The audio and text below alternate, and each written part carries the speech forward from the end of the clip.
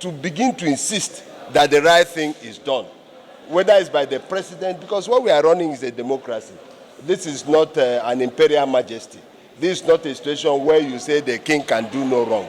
If the president does anything wrong, either based on bad advice or non-advice, it is the responsibility of the citizens to bring it to the fore. That is the only way this country will move forward. And that is what we have come to demonstrate by this case.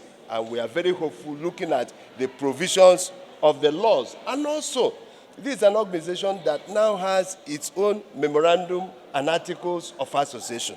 So anything that has to be done with respect to this company has to be done in accordance with the provisions of these laws and the memorandum and articles of association.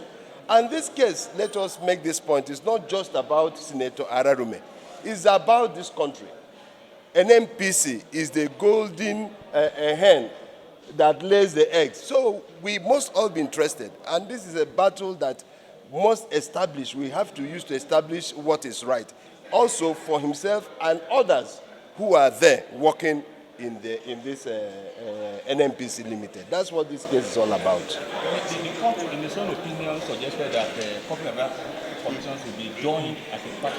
Beautiful. In fact, what the court did was the best thing in the circumstances.